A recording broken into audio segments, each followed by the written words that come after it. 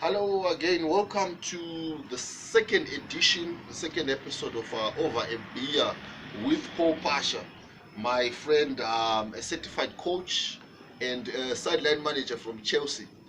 They won last night, Chelsea.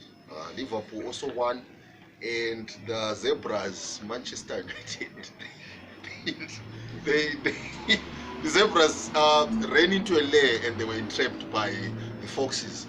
Can a fox eat a zebra though? Yeah, you can. You can. Yeah. So true. So the adage, like earlier when I was talking to one of my producers about novels and fiction and real story, so we're talking of Animal Farm. So it kind of like what we're talking about, like animals. And the comparison, it became real. Like last night when the Foxes ate the zebras. What?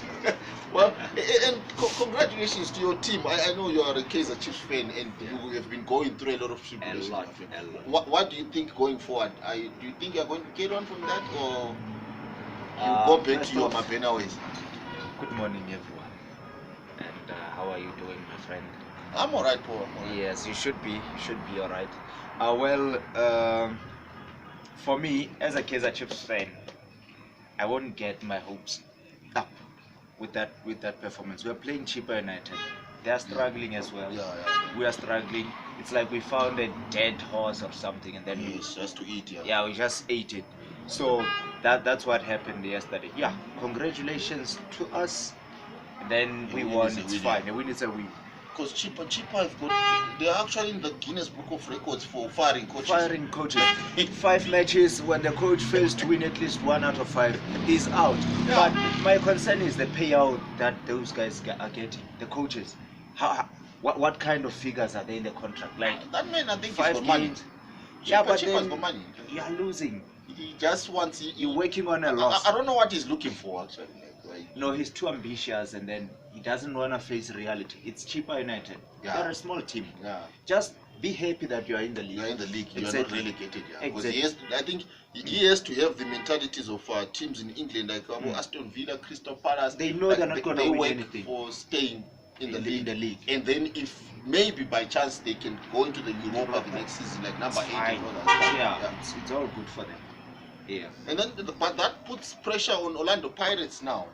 4-0. 4-0. That the banter now will be odd. So on Orlando Pirates. Yeah. If Pirates wins with less than 2 goals or so, or worse they lose. Or worse they lose. Even a draw. Your biggest rival won 4-0. Now you have to respond. Yeah. So, like if you see now, Liverpool fans are having a blast. Exactly. And Manchester United fans, God knows where they are now. They're in a cave. They should be in a cave. Now Ole out is trending. And some are saying no. Ole in. The rival saying no. Give him 10-year contract. A 10-year contract extra. We are enjoying this. Yeah, we're enjoying this. Yes. Because anytime they win a game, the media will be all over them. Like, hey, Manchester United are going to win the league. They're going to do this and that. They're already out in one competition, the Carabao Cup. They're already out. Yeah. They're left with 3 trophies. Realistically, they can win the FA Cup. But we are still not sure. Maybe. Yeah. And they said they signed Cristiano Ronaldo. And he said, I'm not there for vacation, I'm there to win trophies. To win trophies. Yeah. But the reality is, even before Ronaldo, they were depending on Bruno Fernandes. He's one player. Now you're adding in a 36-year-old Ronaldo. We're not doubting his quality. Yeah, but the coach, but it's history, the coach, the setup, and all the mentality of some of the players, they're not winners. How can you have a captain that hasn't won a trophy? Exactly. Come on. You need a winner for a leader. Yeah. And the guy had a shock against his former club, Leicester, giving away some cheap goals. Last time out, we spoke of Newcastle. Apparently, they want Steve Bruce out. Yeah, the fans are actually behind this Bruce out. They are ambitious now. They believe that with the new owners. They just got the new owners now. Obviously, they can't. They're like, hey, let's push. They can only get a new coach, but with the kind of players they have now, even if they get Kotos done, do you think he will do anything? No, it won't change anything. Because they're playing today, isn't it? Yeah, they're playing. They're playing today, so yeah.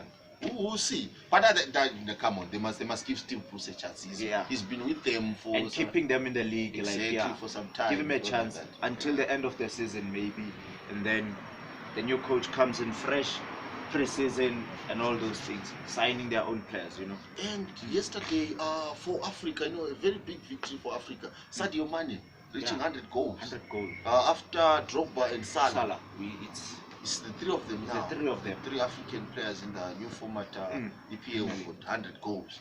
Wow, that's the what should have been 4, but Yakubu just missed out. He was on 99. No, one team should resign him and then just give him a penalty. Exactly. He should go back to Everton. Yeah, like Everton should do justice. He's actually a legend for Everton. I didn't know that. Thank you for that. He's on 99. That's why I always have you here, because I learned a lot from you. But he should have. Come on, like one goal. They should have done something. Yeah, like you see some players, like they are given penalties and all that stuff to, like, it's the norm.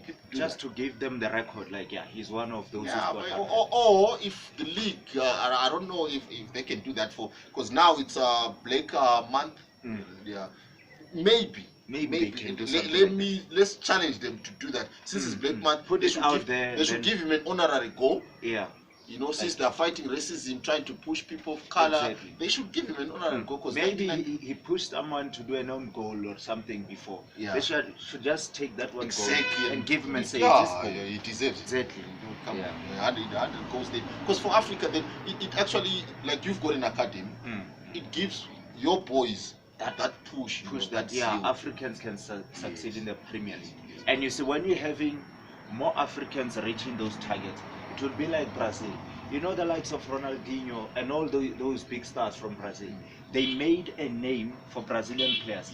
Now, just for being a Brazilian, in Europe they think you are a good player. You're a great player. They'll sign you. Look at Fred. Some people are doubting whether he's Brazilian. But he's in Manchester. He's in Manchester United. Exactly. He's playing day in and day out. Yes. We have to do this as well. Africans shining in the Premier League. Last week I was talking to one of my producers. Obvious was telling me about John Fashanu when he was at Wimbledon, the Nigerian legend. Yeah, I remember. I think West Africans are doing that. That's why you see West Africans have got a lot of traffic more than Southern African players because they sell their own, they push their own. Why are we not doing that in Southern Africa? I think in Southern Africa, especially in South Africa, in the league is big.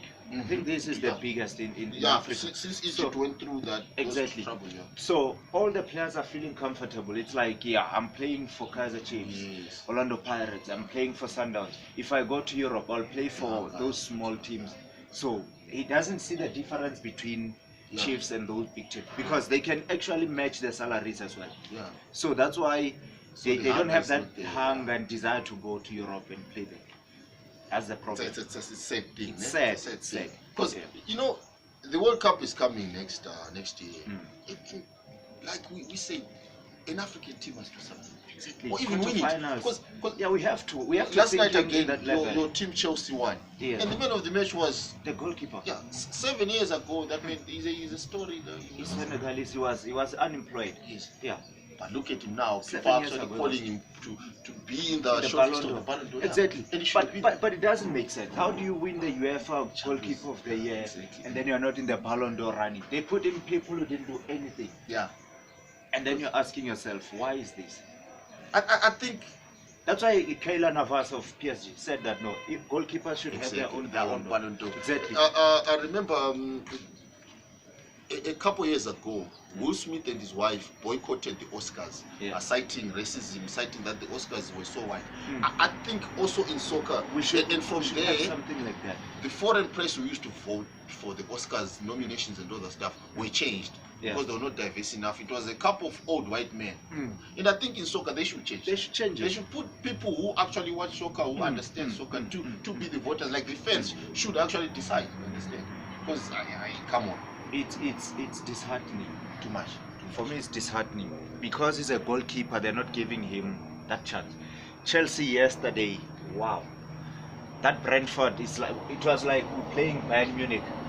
It was very, very, very tough. Romelu Lukaku was substituted because he was marked out of the game. And it being a derby didn't help matters. It didn't help matters. It's a derby, but you could tell that this Brentford team, no, they're there to if they get another team maybe your Man United, they're gonna struggle as well. Yeah. Liverpool drew 3-3 yes, with them. yes. They beat Arsenal in the first game. Yes. So it wasn't a fluke to beat Arsenal. Yeah. We should actually go and apologize to Arsenal and say, hey guys. Yeah, true. We saw how those guys exactly. are playing. Yeah. Because the better for Arsenal was too much. And newly promoted team is coming in and beating you. But Brentford are there for business. They're there for business. They're not playing around. They're not going back to the championship. Yeah, they want. They want to stay there. Yeah, and not just stay, actually stay and make and compete. I saw, you know, those supercomputers which they use to predict the outcome of the game. They actually gave your team to win it. Yeah. Say Chelsea will win it, Liverpool will run up, and Brentford will be number 3. And the way things are going, they can shock people. They can shock people. It might go. So with the way Man United are playing, I feel sorry for them against Brentford. They might suffer a bit. No, it's always nice talking to you, Paul. Man. You know, over a beer with Paul Pasha. We're still trying out. We want other managers to come through. And I see Castle here, of course, we've done a new beer. We'll taste it later.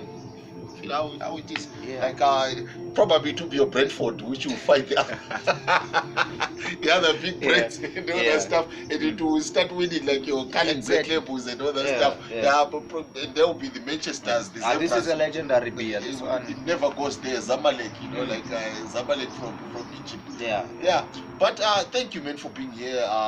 It's always nice to be with you. I always learn a lot, and always please, every time when you get time, come to the show. Get other sideline managers, especially the sideline managers from Manchester United. We want to see them and hear what they talk too much when they're winning, and then when they lose, they go into hibernations like snakes. Exactly. No, man, it doesn't work like that. They must come to the show. We need to see their reactions. What are they saying? What are they saying? But their song is always all out. They're saying all out. That's the only thing they can say. Thank you again. Thank you again, my friend. It's always a pleasure. It's a pleasure for me as well. Over beer with Paul Pasha. You'll find this on YouTube, on Facebook, on TikTok, and on Twitter. It's a new show. Like we drink in taverns, you know, we drink in lounges, and we talk about soccer, our favorite sport. You know, like soccer, as I always say, and as I said last week, soccer is an escape. It's a heaven. It's an escape from our daily lives, from our problems. You understand? So, over a beer with Paul Pasha will always find us here. Thank you very much.